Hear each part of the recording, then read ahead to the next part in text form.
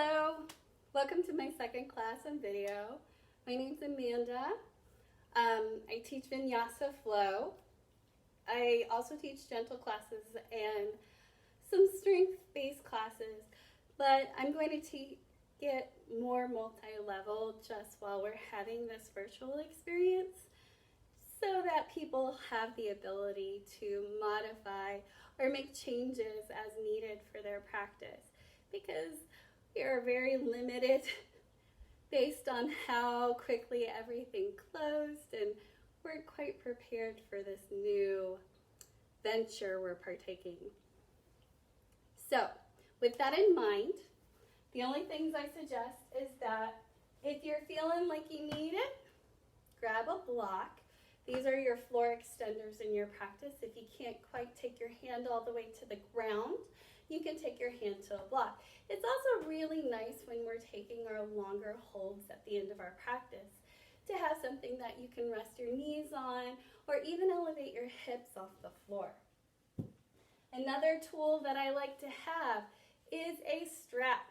Now, a strap is not something that people readily have. You don't need one, but they are nice. If you have problems reaching for your toes and stretches or reaching your arms back for a bind, your straps can be useful. But if there is no strap available, know that a towel or a shirt can serve as a suitable tool for your methods. Now, I begin every practice with a bad joke. So, for my students,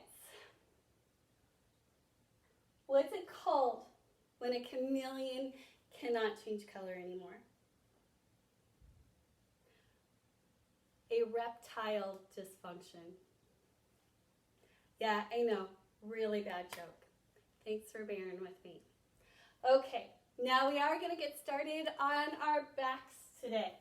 So as you make your way onto your mat, I want you to find that place where the entire length of the spine is making good contact with the floor. Sometimes when you lengthen your legs long, you may notice that that low back wants to rise off your mat. Even if it doesn't lift up, just that feeling, that pull, may mean that your hips are very tight. And what we're trying to do as we lie on the floor is alleviate any sort of tension. We want to find a place where we can fully relax and spread out the weight on the back. So to help with that, it may be more comfortable to bend the knees and plant the feet. This allows our hips to settle into that neutral position. Now your arms can come alongside your body, allowing your palms to kind of float up. But anywhere is okay. We're just, again, looking for that good contact with the floor. Another place where you may be storing onto tension is the upper back or the neck. And to help with that, if you notice that your back is trying to lift up there, you're holding on tension in the shoulders. If you're stressed out, that may be happening more often than you think. I want you to actively relax the shoulders down away from the ears and into the floor. I want you to also try tucking your chin just a little bit, like half an inch or so, towards the chest. What that's going to do is allow the back of the neck to really relax and lengthen here. And now that we have found that really good contact with our backs on the floor, I want you to simply focus on breathing. As we take these deeper and fuller breaths, as we become more familiar with our natural pattern of breath, I want you to perhaps focus on lengthening the inhales and the exhales. And as you focus on that, I want you to really work on allowing the belly to rise with the inhales. And as you exhale, body to completely empty of breath. One of my favorite pranayamas, or method of deep breathing, is a 3-part breath when you're lying on your back. You're going to take a hand on your heart and a hand on your belly. And as you breathe in through the nose, that's part 1. Breathe in deeper, lifting the hand on your heart, part 2. Breathe in the deepest, fullest amount, lifting the hand on your belly for part 3. Then exhale slowly, lowering the hand on the belly, lowering the hand on the heart, and back out the nose. And then repeating that. Breathing in, lifting the hand on the heart, lifting the hand on the belly. Then exhale, lowering the hand on the belly, the hand on the heart, and back out the nose. Now, as you continue to practice this may not come naturally, but the benefit of actually placing the hands on heart and belly is it allows us to receive the physical feedback of the weight of the hands, allowing us to focus on that pattern of deep breath. And as you focus on that pattern, we become more mindful and present in the moment, which is our goal during our practice, on the mats, and eventually working into our daily lives off the mats. Now you can continue to breathe. You can keep your hands on heart or belly. But if you're comfortable with the rhythm, you may allow the hands to rest alongside the body. I want you to continue to breathe here just a couple more breaths. Feeling the ground beneath you.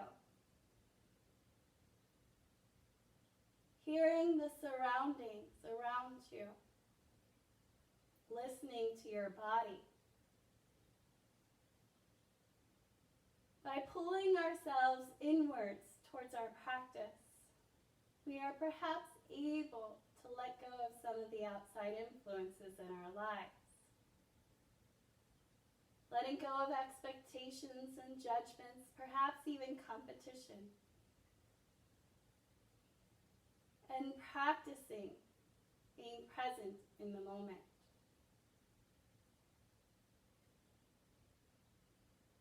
Now, as you continue to breathe, we're going to move into our practice first by taking our left knee to our chest, hugging it close to the body. Now, as you hug it close to the body, you may notice that you are able to straighten that right leg long, laying it on the ground. Now, if you feel any pain or pressure behind the back of the leg or on the low back, I want you to keep that knee bent. You can do so the entire time. Now, gently open the left leg towards the left side. I want you to keep the right hip on the floor, though. I don't want you to lift so high. We're focusing on the inside hip flexors here, maybe even a little bit into the inner thigh by isolating.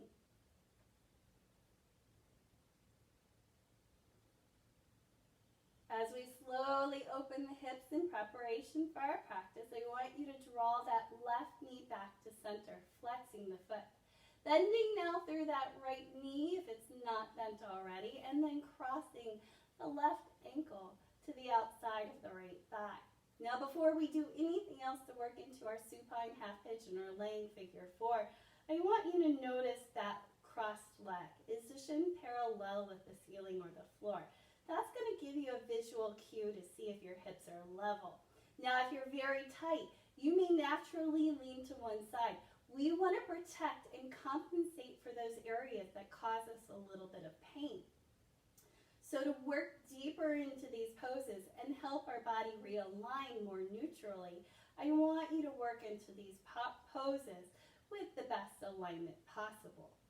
Now, lifting through that right leg, you can reach behind the thighs, maybe binding your fingers here, interlacing them, and you can draw the leg closer to your body.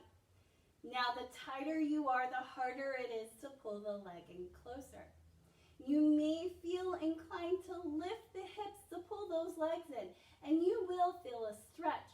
However, the moment you lift that tailbone off the floor, you're going to move that stretch from the glutes and the hips and puts a portion of it into the low back.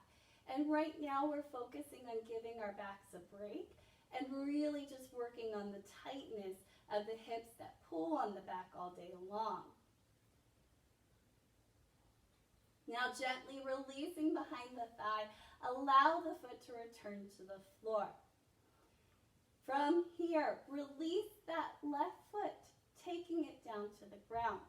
We're going to drop both knees over to the left side, coming into our laying spinal twist. Your gaze is going to either stay on the ceiling, but if possible, taking your gaze over the right shoulder. Now, to help the shoulder blades stay on the floor, you can extend the right arm out to the side, helping to use the weight of the arm and the head to keep the shoulders down, moving the stretch more fully up and down the back. Now, as you lie here, take deep breaths.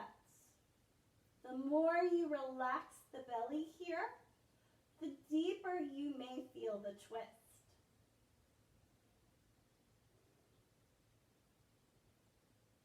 Slowly take your gaze back to center, your knees back to center. Use your feet, lift your hips, and straighten your back as we are now going to transition to the other side.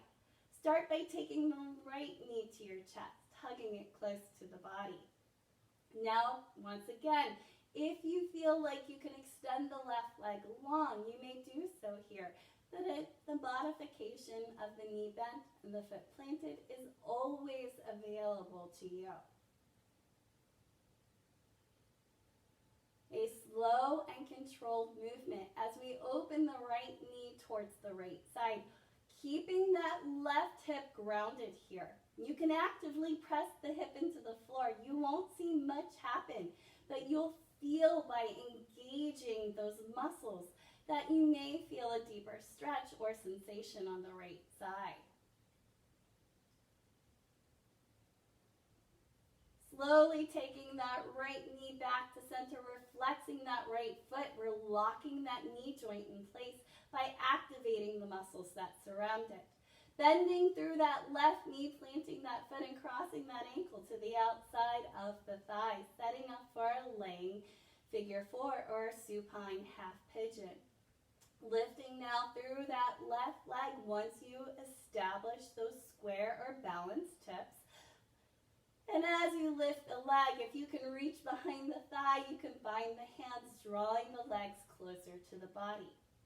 Now, once we've done the second side, you may notice that one side felt better than the other.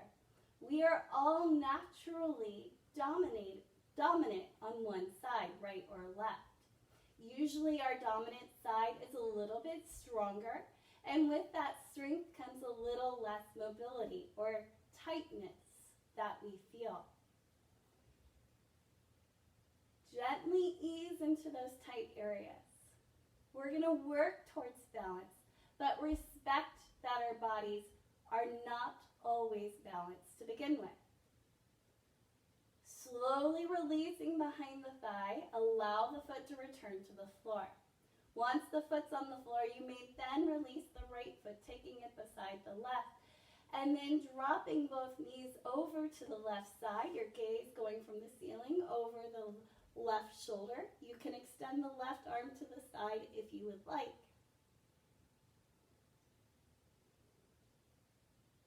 Again, relaxing your belly here and taking full and deep breaths.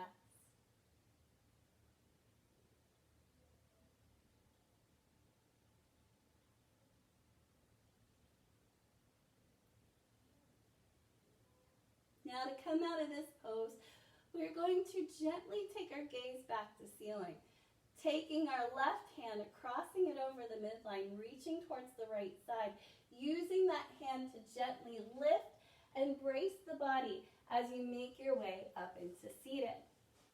Now, once you make your way into your seated position, I want you to focus on lengthening the left arm.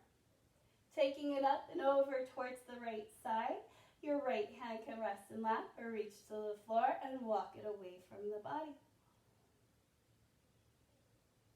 Feeling that nice stretch and length through the left side while not trying to crunch or compress the right side.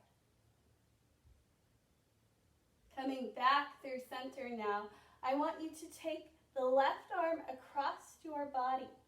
You're going to use the right hand. You can support the forearm or even rest the arm in the crook of the elbow.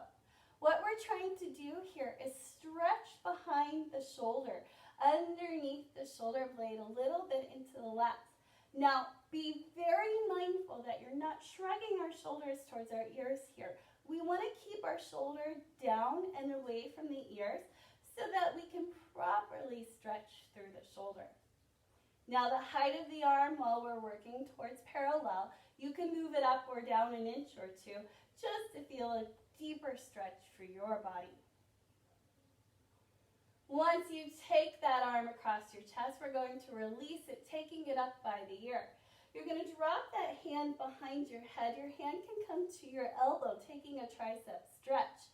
Now, if you are capable of doing the bind, you can sweep the right arm underneath the body, trying to touch your fingers, maybe grab hands. Now, in order to do the bind, I don't want you to lean forward.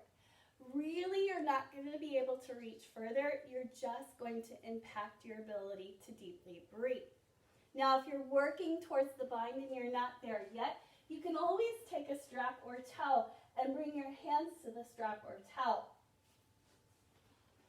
Now, releasing the bind, coming back into seated, we are going to work to the other side. Reaching the right arm out to the side, up and over towards the left. Left hand can rest in lap or reach towards the floor. Now, walking that hand further away may allow you to deepen the stretch, but please don't let that right hip rise off the floor.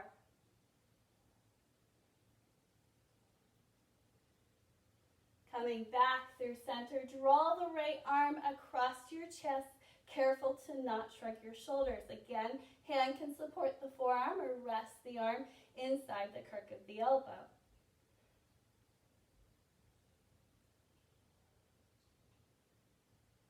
Taking the arm by your ear, dropping that hand behind the head, you can bring the hand to the elbow or sweep the left hand around to touch fingers or bind hands.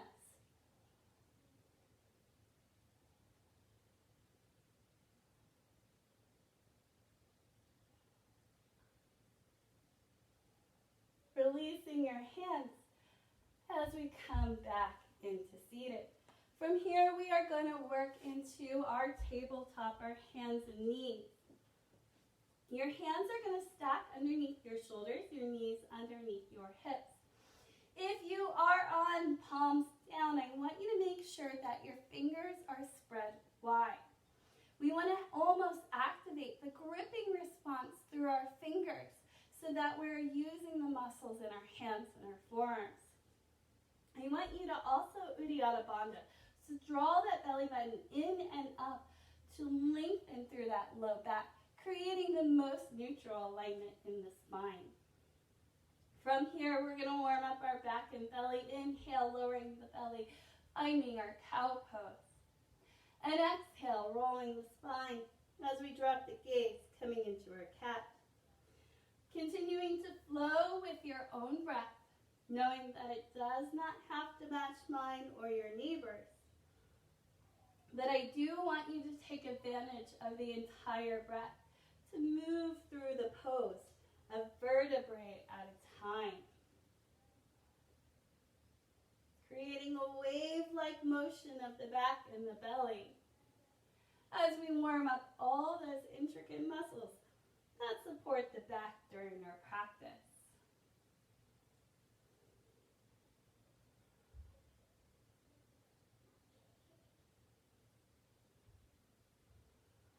Now, after your next cat pose, I want you to make your way back into your From here, we are going to walk our hands forward, our modified plank. So you're shifting your hips forward, but you're not allowing them to sag or roll too far back. We want to keep that nice straight line from shoulder to knee. We're also not locking out our elbows here. Exhale, lower down all the way to your belly. Keep those elbows closed the entire time. Inhale, lifting the gaze, finding our baby cobra, reaching through big toe. We're active through the tops of our thighs to maintain that length in the low back. Exhale, lower the head, press through the hands, shifting through our tabletop. Toes together, knees together or apart as we work towards our child's pose, or keeping our hips lifted and stacked for more of a puppy dog position. This is your place of rest. At any time, you may make your way to your child's pose or puppy dog.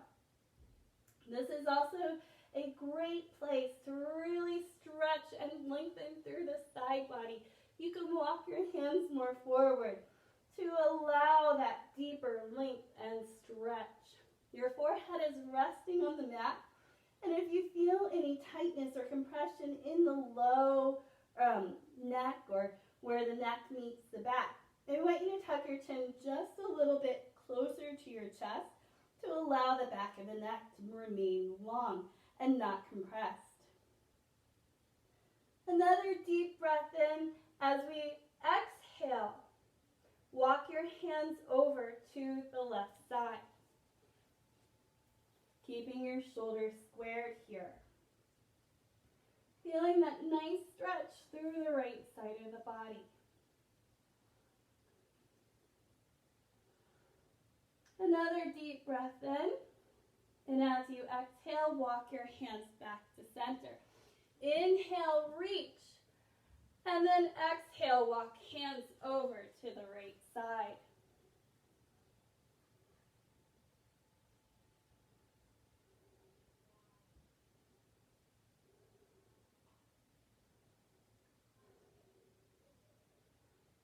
Slowly making your way back to center. Inhale, reach once more in. Exhale, rise back into tabletop position. From this tabletop, I want you to tuck your toes, lifting your hips, finding your down dog, your inverted V. It's your first one of practice, so you're going to feel very tight. Bend the knees a lot. Keep the heels lifted. We want to press our belly towards our thighs and rotate our hips towards the ceiling. And as you become more flexible or more practice, you may be able to lengthen the legs long and drop the heels. Our arms are hugging our ears and our gaze is on the back wall to keep out any sort of binding or compression you may feel in the back of the neck. Another deep breath in, inhale, turn the gaze, walk the feet forward, forward fold. Making your way into your flat back or half lift. Hands can come to the thighs, elbows hugged in, or arms resting on the shin, arms long. Maintaining that strong belly here to support that low back. Exhale, forward fold, and inhale, reverse swan dive. Exhale, bow down, forward fold. From here, our hands to the earth, we step back with our right foot. Taking that long lunge, gently lower down to that back knee. Weights now in the top of the foot. Checking in with that left knee is left knee stacked over the ankle.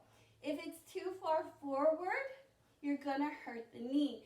And if you're not quite flexible, say your hips are very tight, I would much rather you come up higher with the chest and keep the knee behind the ankle.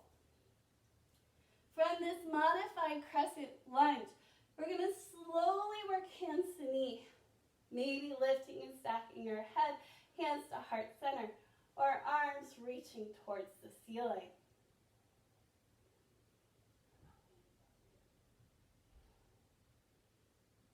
Exhale, our hands through heart center, our head comes forward, our hands return to the earth.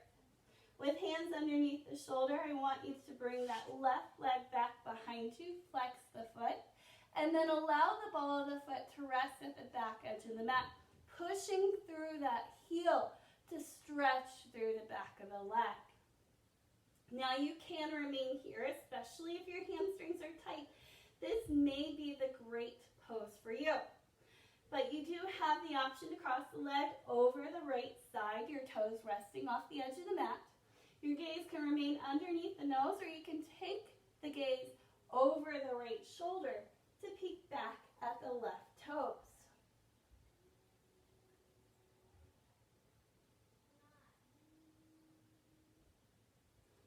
Bringing your gaze back underneath your nose, and then bringing your knee back underneath your hip. From here, tucking our toes and lifting our hips, another down dog. Deep breath in as we turn the gaze, walk the feet forward, forward fold. Inhale, flat back. And exhale, forward fold. Inhale, reverse swan dive. Maybe lifting the gaze here. You can keep hands at heart center, especially if you have shoulder issues. But then if you wish to take a small back bend, you may do so, making sure you are down through the four corners of the feet. Exhale, we bow down, forward fold, taking hands to the earth. This time, taking the weight into the right foot, left foot steps back. Setting up for our modified crescent lunge, gently lowering down to that left knee. Weights in the top of the foot. From here, the knee is going to stack over the ankle. And then slowly, maybe hands to knee. Maybe head lifts and stack, maybe heart center, or reaching towards the ceiling.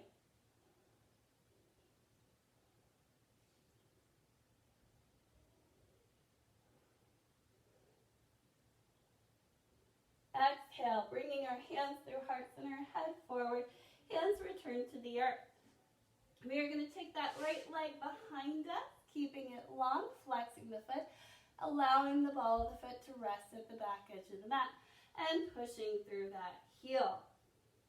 Feeling that nice stretch here. And again, you can remain here or cross the leg over the left side. You also have the option to take gaze over that right shoulder or left shoulder to gaze back at the left toes. Right toes. See, I'm getting my directions mixed up, guys. Can't be my class unless I do it. From here, bringing our gaze back underneath our nose, our knee back underneath our hip, our tabletop pose. Now, another just quick cat and cow flow when we are releasing tightness in our hips. Sometimes that tightness likes to travel to your back and belly again, just to compensate. So letting it go, relax, release, realign, and then make your way back into stillness.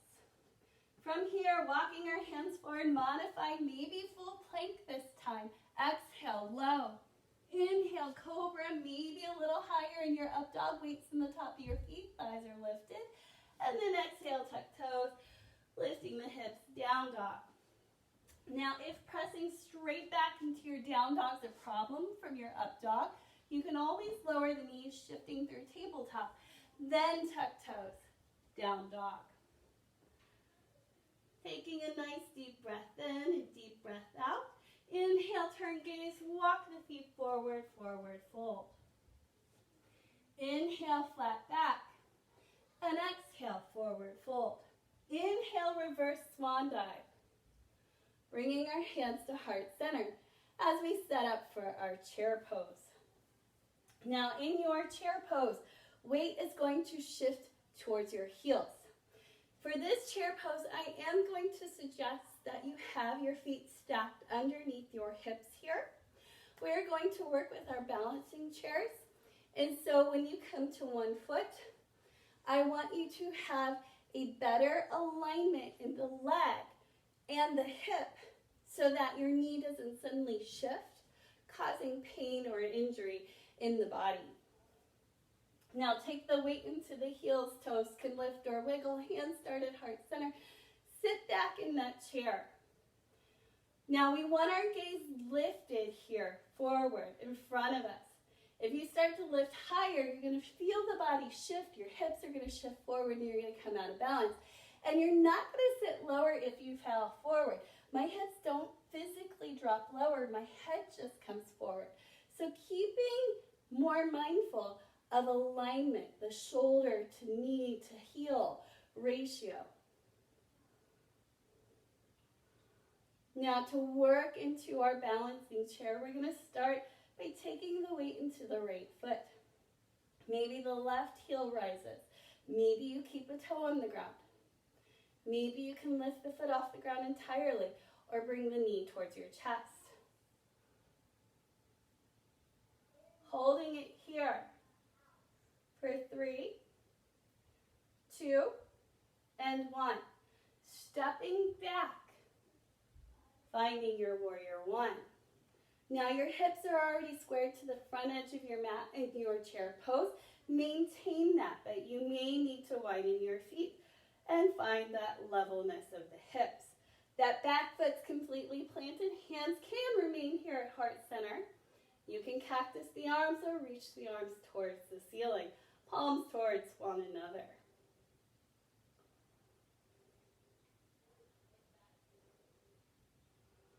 Another deep breath in as you exhale, hands through heart center, turn, maybe step out a little bit further, finding your warrior 2. Your back foot's parallel, your front toes point forward, arms reach front to back. You may eventually get enough flexibility that in your wider step you can work that thigh towards parallel, but it is safer to stay above parallel and more active in the hips instead of letting our hips almost become lax, putting too much pressure on the tendons. Now, as you feel your strength in your warrior 2, I want you to rotate that front palm, drop that back hand, and find that extension through the side body as you lift the front arm to your reverse warrior. Now, once again, we're focusing on that hip we're focusing on the length from hip to fingertip. You can keep that back hand on that back hip or work towards a half bind, draping that arm across the low back as you reach towards the front thigh. Exhale, returning back to your warrior 2. And then straighten that front leg. Shift your hips as you reach the hand forward, taking the hand underneath the shoulder. Now it may come to the leg. It may be able to reach towards the floor. But if you have your block, you may find that you can take your hand to a block here. I prefer the outside of my leg. I feel like it naturally stabilizes my shoulders more neutrally. And then you can play with the height of your block. But what we're looking here for is our triangle shape between the side body, the arm, and the leg. We're also keeping our shoulders stacked here. And we are not falling into the pose. If we collapse forward, we are not actively engaging through the belly, and it puts our back at risk. Inhale, bend through that front knee, returning back to our warrior 2. From here, inhale, reverse, and exhale. Cartwheel the hands forward, reaching towards the mat. From here, stepping back into your high plank or working through tabletop to high plank. Exhale, low. Inhale, cobra or up dog. And exhale, down dog. Taking another deep breath in and deep breath out. Inhale, turn the gaze, walk the feet forward, forward fold. Making your way into your flat back and exhale, forward fold. Inhale, reverse swan dive, hands to heart center. And we're taking our balance chair on the other side. So shifting the weight to the heels, toes can lift or wiggle. Hands remain at heart center. And as we sit back into the heels, we are maintaining the integrity of the back and the belly. Excuse the phone in the background, that's my kid's phone, because this is what happens when you teach, not in a gym. Now we're going to find our balancing chair, taking the weight into the left foot. Maybe the right heel rises. Maybe the foot. Maybe you can bring the knee closer to your chest. Holding your balancing chair. For 3, 2, and 1. Stepping back, finding your warrior 1. Now once again, keep your hips aligned. Find the levelness of the hips. Have them face forward. Widen your feet or shorten your stride if necessary. Hands to heart center, cactus or lifted.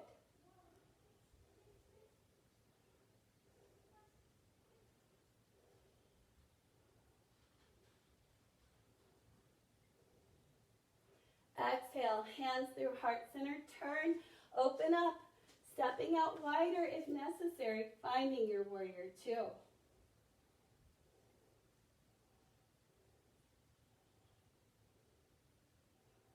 Inhale, reverse. Again, back hand can rest on hip or thigh, or take that half bind, draping the arm across the low back, eventually working towards that front thigh.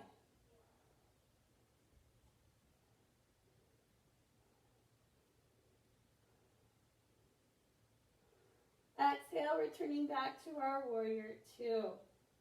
Inhale, or straighten that front leg, shifting our hips behind us. Reach the hand forward past your toes, taking hand underneath the shoulder. You can come to leg, floor, or block, but again, we are trying to keep that length through that side body. Shoulders stacked as you reach the right hand towards the ceiling.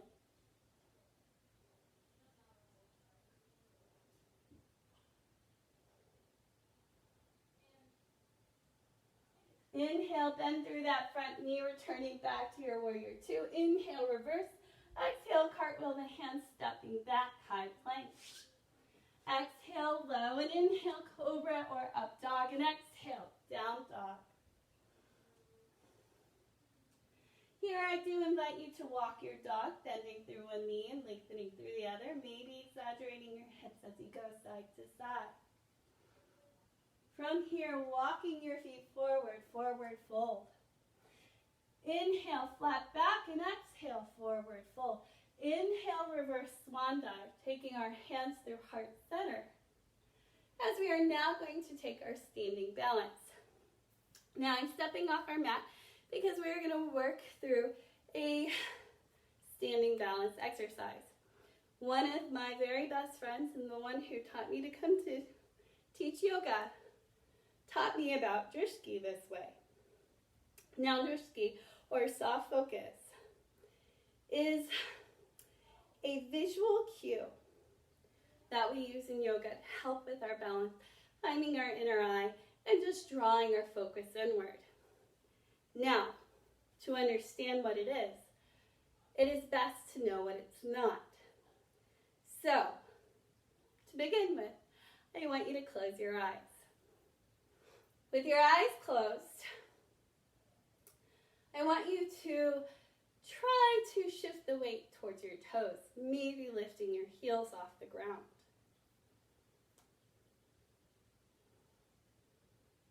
And then come back down. If you did it with your eyes closed and didn't cheat and didn't peek, you're going to feel very wobbly because we use our eyes for visual cues in our balance poses. So, one of the things that I've learned is that when our eyes move, our balance moves. So if we're constantly shifting our eyes around, we are letting our bellies go, and our bellies and backs control how stable we are, and then we have to rely on our legs, which fatigue, and then we fall out of our pose. So, find your drishti. Find a focal point on the floor, on the wall in front of you, just not a person, not a mirror, and memorize that spot. It could be that dust bunny that you didn't vacuum up yet, that's been catching your attention the entire practice. Memorize it. Make it your best friend. Now close your eyes and see that spot, that dust bunny. Whatever you are staring at, picture it mentally. And as you picture it mentally, we're going to do the same thing. Try to lift off your heels. And every time you feel wobbly, I want you to keep that belly tight, Imagine that spot. And then come back down. Maybe it was a little bit easier the second time. Maybe it wasn't. Balance is one of those things that has to be taught. We don't naturally abide by it, or else we would come out of our parents walking. So, to train the body, the brain, and prepare for our balance, we find these focal points, our drishti. Now, keep that focal point, because we're going to use it today when we come into our knee hold or our toe hold. We will begin by taking the weight into our left leg. So again, we never lock out any standing, like weight-bearing joint. In this case, it'll be the left knee. So you're going to keep a gentle bend.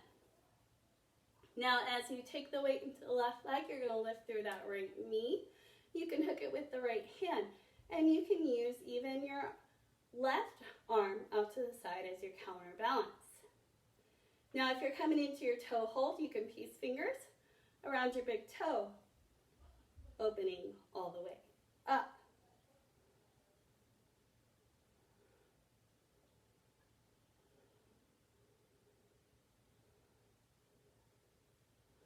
With any balanced pose, we try to hold it for about 5 breaths.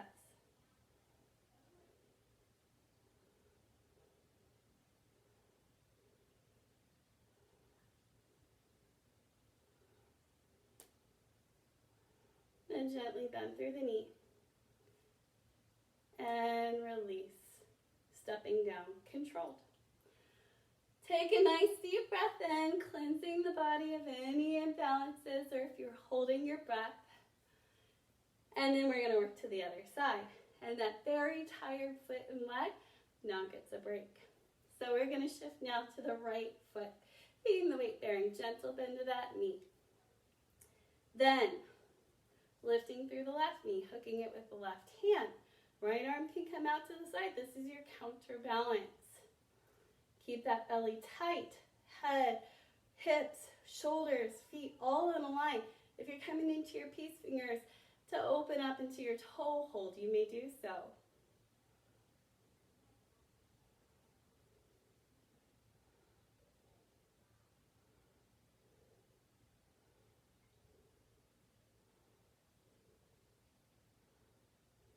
If you're feeling unbalanced, find that focal point again. Don't lose track of it because you're tired. Then gently release toe or knee, hands to heart center, and a controlled step down.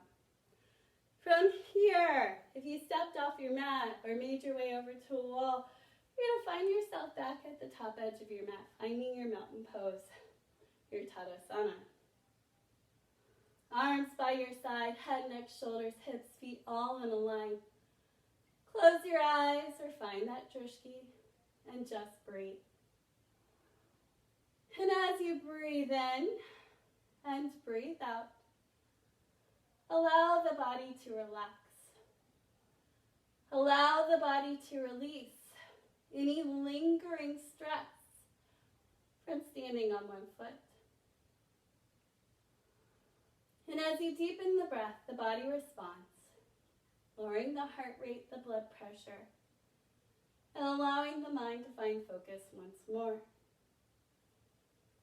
Another deep breath in as we sweep the arms high, open the eyes, maybe another small back bend, and exhale, bow down, forward fold. From this forward fold, our hands return to the earth. We step back, high plank. Exhale, low.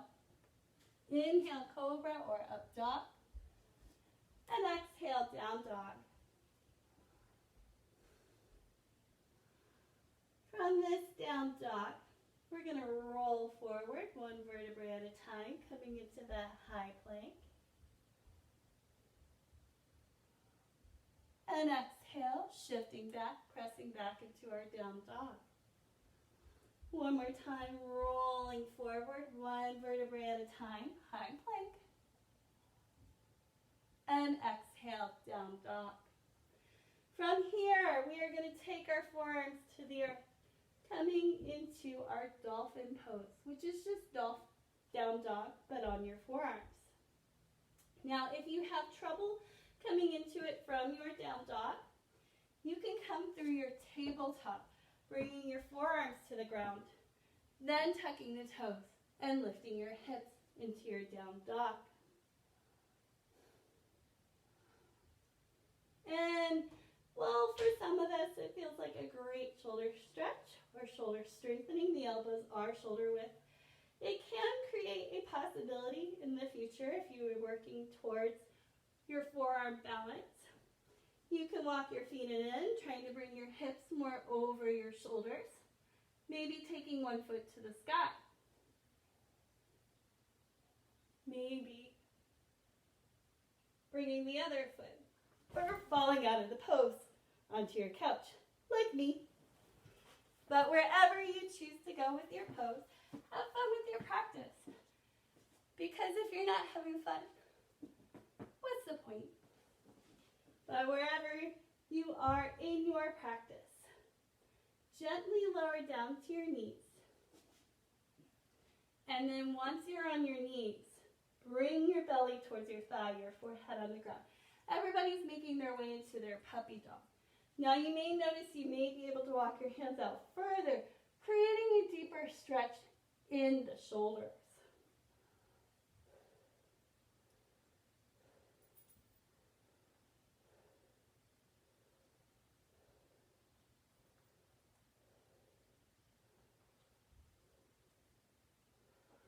Now to come out of this pose, gently rise up, walking your hands back underneath your shoulders, finding your tabletop position. From here, you can take a seat.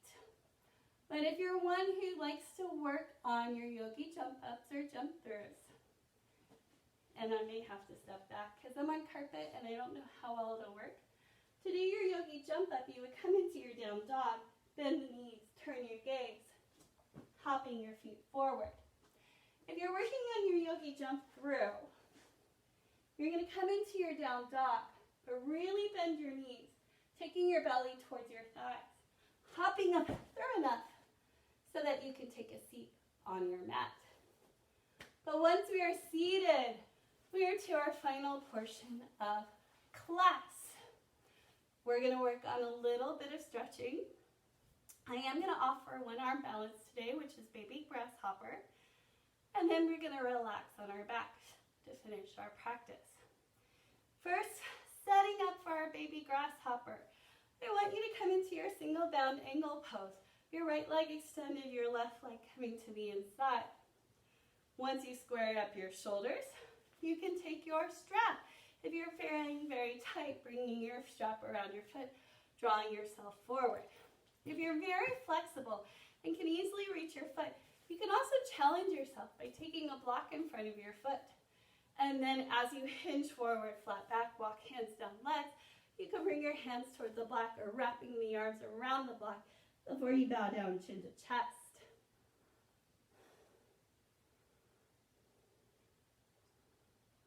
Holding your single bound angle for just a couple more breaths.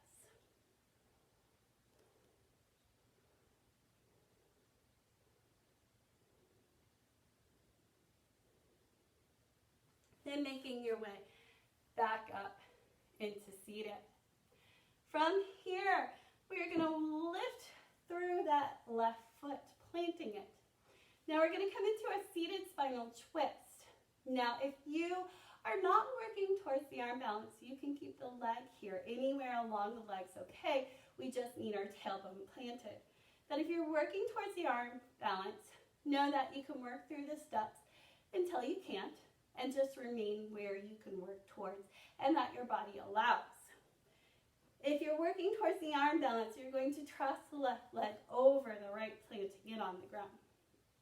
Now, first thing is to work into our low back and hips, having the flexibility to reach the pose.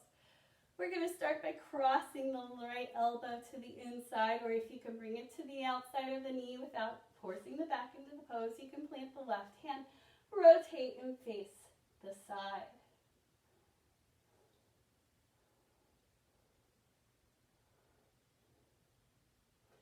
Coming back through center now.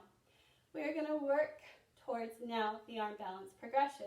You're going to bring that left elbow to the inside of the knee, plant the right hand, face the right side. Now, if you can extend the arm long and bring the shoulder, so the shoulder actually rests on the inside of the knee, your hand should reach longer than your foot. You're going to take that thumbs up and point it thumbs down so that you can grab the outside edge of the right foot. From here, and I'm turning so you can see this, is if you can grab the foot, you're going to then bring the right elbow underneath the shoulder, rolling onto that right hip, and then try to stand with the left leg, coming into your baby grasshopper. There is the option to come through the hand as well. The hand would come underneath the shoulder. The arm would hug the ribs in chaturanga arms and take it from the same standing with the left. Then after you try to fly for a couple breaths, releasing that foot, unwinding your body, and taking a seated staff pose to work through the other side now. Single bound angle pose, bringing our right foot to the inside of that left leg, squaring up our shoulders, taking our strap or block. If you need the challenge, you can even take a block underneath the knee if you're supporting, say, a torn meniscus. Square up the shoulders, hinging forward, flat back, walking the hands down the leg, and chin to chest last.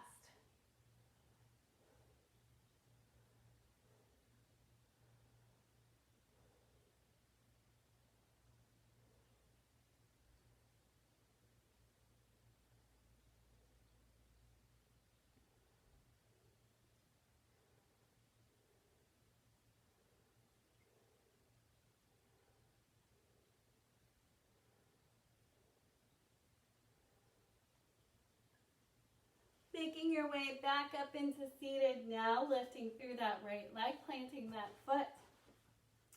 Coming into our seated spinal twist again, you can keep that leg in front of you, or you can cross the right leg over the left if you're working towards the balanced progression.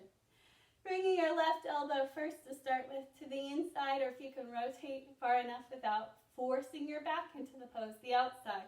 Planting the right hand and taking our gaze over that shoulder.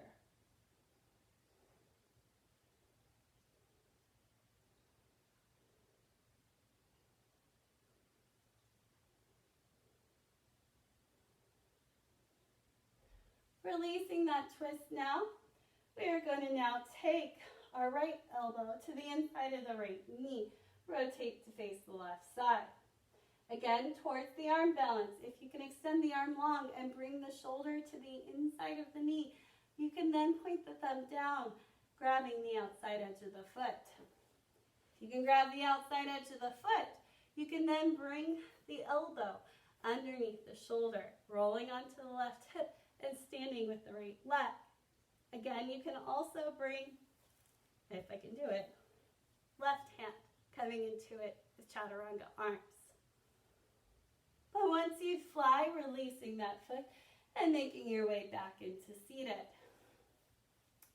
Now in your seated position, we're going to come into our seated staff pose. Here you may really need your strap or towel. We're a little less flexible whenever both legs are extended versus one side and the other. You're going to start flat back, hinge forward, walk your hands down the strap, down the towel, or if you're very flexible, bringing the block in front of your foot, giving you a new goal. Then bowing down chin to chest when you can go no further.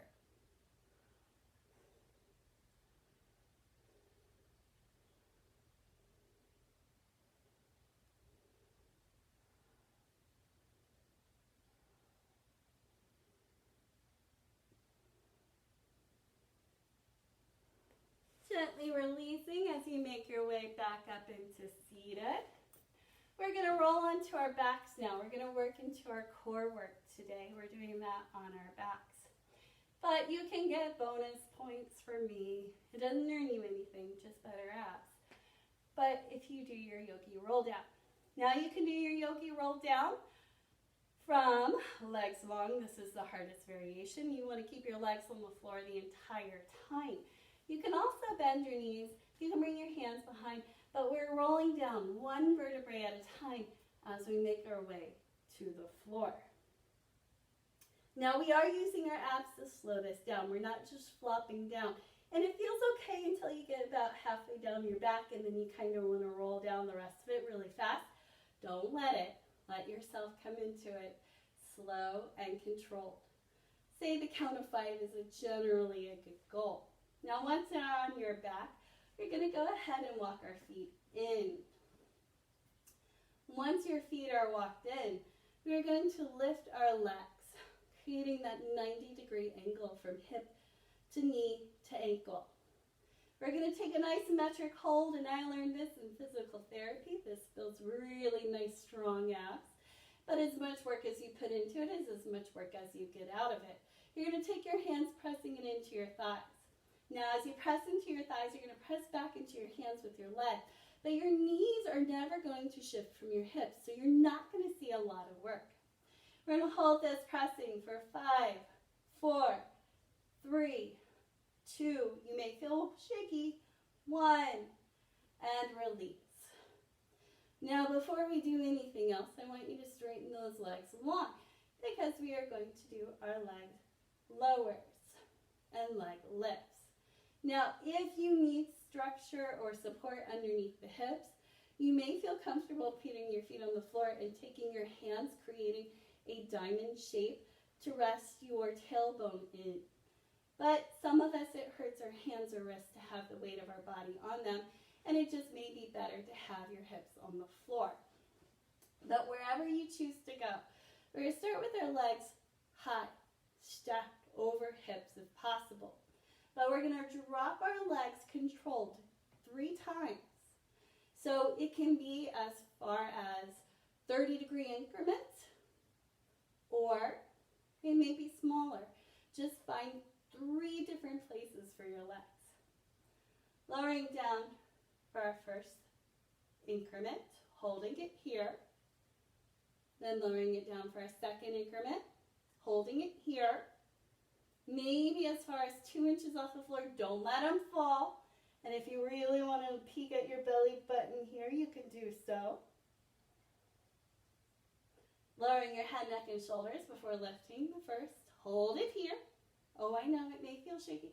Then lifting the second. Hold it here. Then legs over the hips. From here, you can release your hands, bend at the knees, hug them to your chest, saying thank you for holding you upright today. And then take your feet to the floor. Now with all core work, it tends to compress the belly. We're going to stretch it out. We're going to take 1 bridge or wheel. Now in bridge pose, it's exceptionally important you keep your gaze locked on the ceiling. You do not move your head side to side, because when your hips rise off the floor, you put pressure in the upper back, shoulders, and neck area, and you can really injure your neck if you're not careful. If you have questions, turn and watch before you lift your hips, because I want your gaze locked in place, your chin lifted off your chest to support the most structurally integrity of the shoulders and neck, and not really hurt yourself, because I like you guys. Now I will also demonstrate wheel.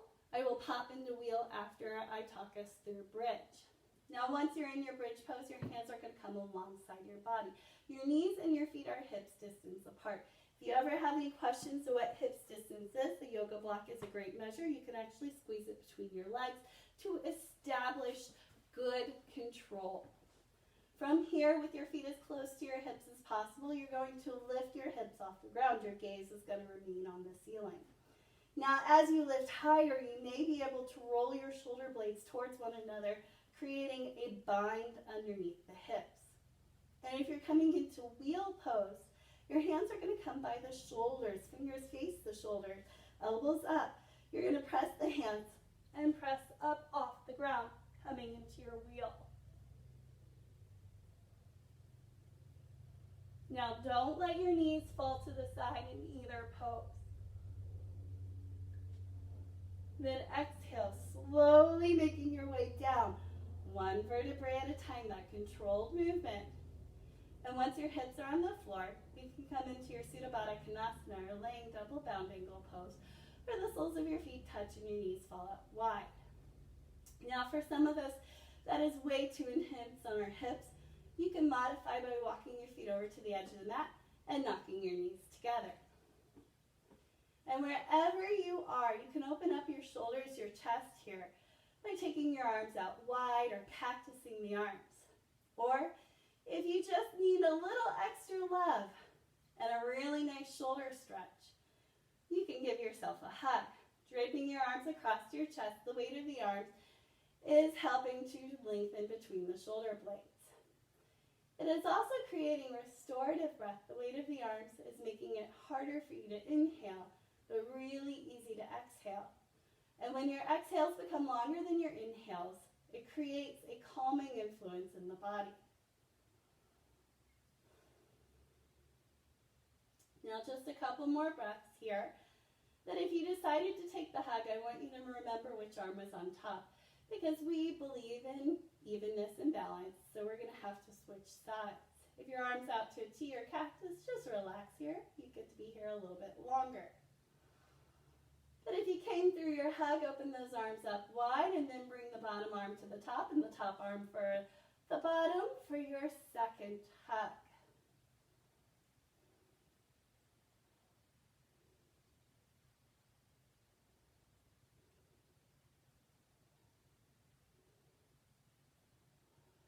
Releasing your arms now, taking your arms down by your side. Draw your knees and your feet together. Take both knees to your chest. One more time, hug them close. If it feels good and you want to bring your nose towards your knees, you can do so as well. And then relaxing your head to the ground. Relaxing your feet to the ground. At this point, we've come to our final pose, or Shavasana.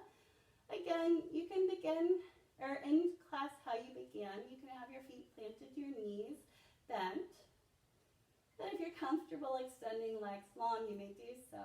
If your legs are long, let your toes splay out in whatever is a comfortable position for you. Your arms are going to come alongside your body. Your palms are going to face up.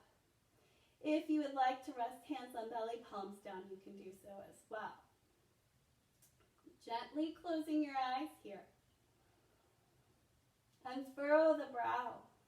Relax the jaw and the tongue. Your mouth might even slightly hang open.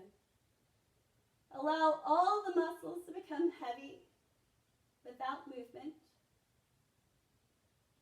Let the breath become light and shallow, the chest barely rising with every inhale. And then allow the mind to remain here, present on your mat, but without focus, as you find your final relaxation, your Shavasana.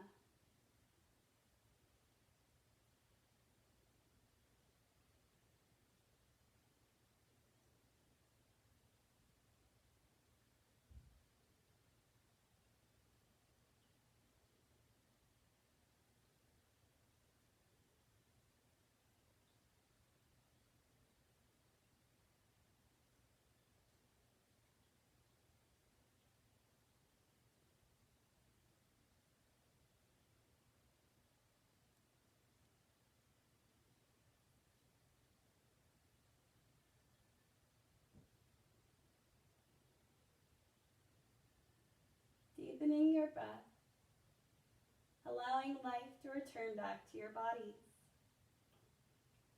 And with another deep breath in, you can start to wiggle your fingers and your toes, roll your wrists and your ankles. And when you're ready, you may gently make your way onto your right side, maybe cradling your head with your arm like a pillow. And as you pause here, reflecting on your day, perhaps reflecting on your practice, I want you to find a moment to pause, to be thankful, finding something to help carry you throughout the rest of your day and throughout this transition period we are experiencing in our worlds right now. And with that grateful heart, gently making your way up into seated. Your legs can be crossed or whatever is comfortable. Your hands to heart center, your eyes remain closed. As I leave you with my final thought of the day. Today it comes from A.A. Milne, or the author of Winnie the Pooh. Yesterday is history. Tomorrow is a mystery. But today is a gift. That's why we call it the present. With that, namaste. Thank you guys once again for sharing in my practice. Again, feel free to contact me, Instagram, Facebook, whatever you need to, Amanda Northern. I'm happy to take requests. I'm happy to help you work through issues that I can. I'm happy to look for answers for things that I can't. But have a wonderful day and get outside and enjoy the sunshine if you can. All right,